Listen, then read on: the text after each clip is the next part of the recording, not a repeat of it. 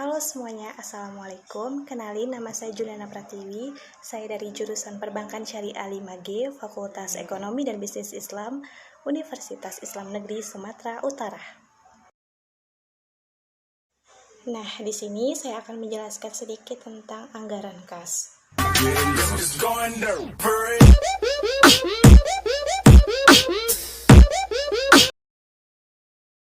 Definisi dari kas terlebih dahulu. Jadi, kas adalah bagian dari aktiva lancar yang paling liquid sehingga mudah untuk berpindah tangan. Pada setiap perusahaan, biasanya memiliki persediaan kas minimal atau kas ideal yang besarnya tergantung pada perusahaan tersebut.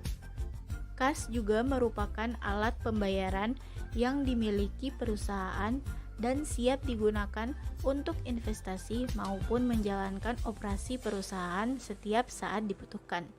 Oleh karena itu, kas mencakup semua alat pembayaran yang dimiliki perusahaan yang disimpan di dalam perusahaan maupun di bank dan siap dipergunakan.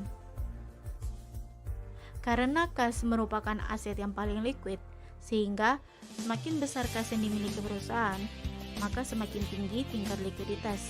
Semakin tinggi pula tingkat kemampuan membayar kewajiban jangka pendek atau utang lancar.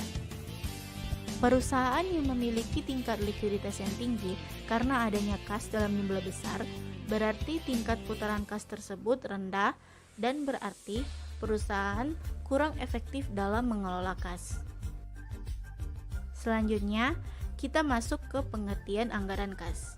Jadi, anggaran kas adalah anggaran yang menunjukkan perubahan kas dan memberikan alasan mengenai perubahan kas tersebut dengan menunjukkan arus kas masuk sebagai sumber kas dan arus kas keluar sebagai arus kas yang dibelanjakan atau digunakan, sehingga tampak kelebihan dan kekurangan kas dan saldo kas selama periode tertentu dari suatu perusahaan.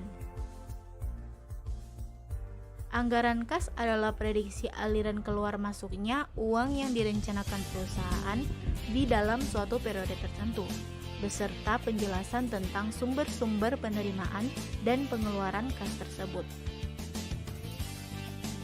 Penyusunan anggaran kas merupakan cara yang efektif untuk merencanakan dan mengendalikan arus kas, memperkirakan keperluan kas, dan secara efektif menggunakan kas yang surplus maupun kas yang defisit.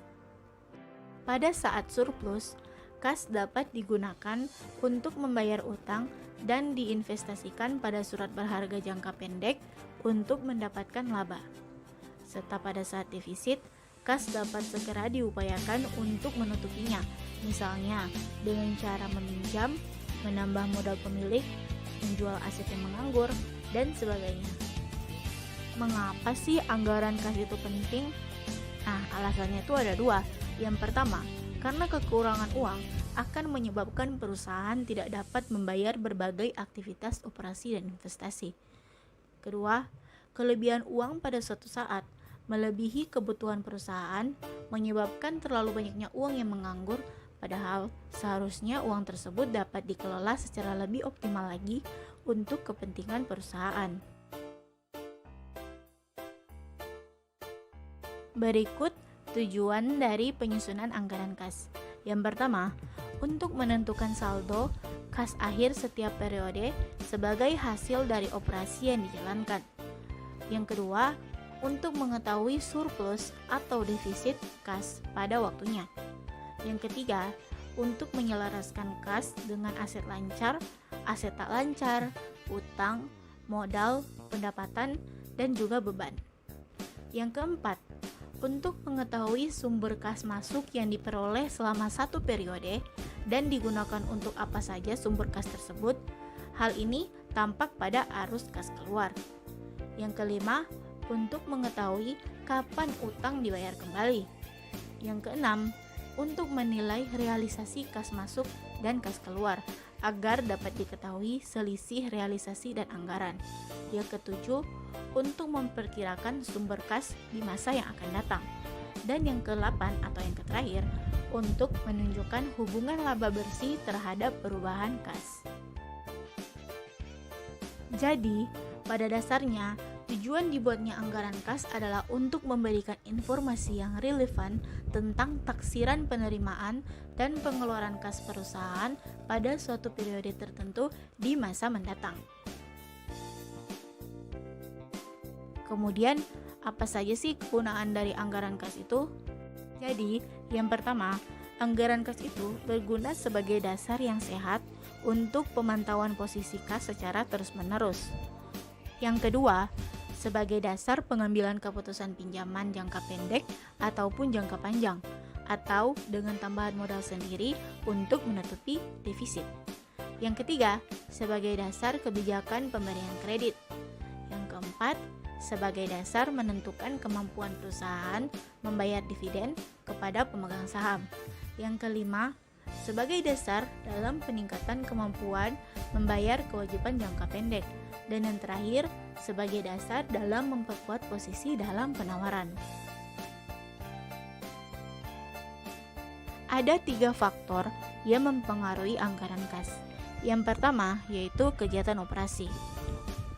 Misalnya, kegiatan yang bersifat rutin dan terus-menerus, seperti membeli dan menjual produk atau jasa. Yang kedua, yaitu kegiatan investasi. Kegiatan yang dapat meningkatkan dan menurunkan aset tetap atau aset tak lancar, seperti menjual dan membeli surat berharga jangka panjang, bangunan, tanah, kendaraan, dan lain-lain.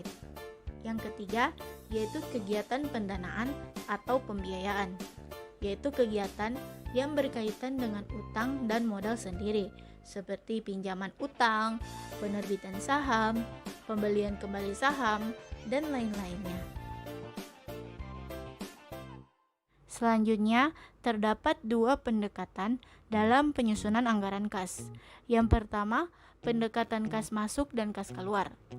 Metode ini didasarkan pada analisis naik dan turun kas yang dianggarkan, yang mencerminkan semua arus kas masuk dan arus kas keluar dari anggaran jualan, anggaran biaya atau beban, dan anggaran tambahan produk modal. Pendekatan ini juga sering digunakan untuk anggaran kas jangka pendek sebagai bagian dari rencana laba tahunan. Pendekatan ini juga disebut sebagai metode langsung. Nah, selanjutnya pendekatan akunting keuangan. Jadi, pendekatan ini lebih cocok untuk anggaran kas jangka panjang.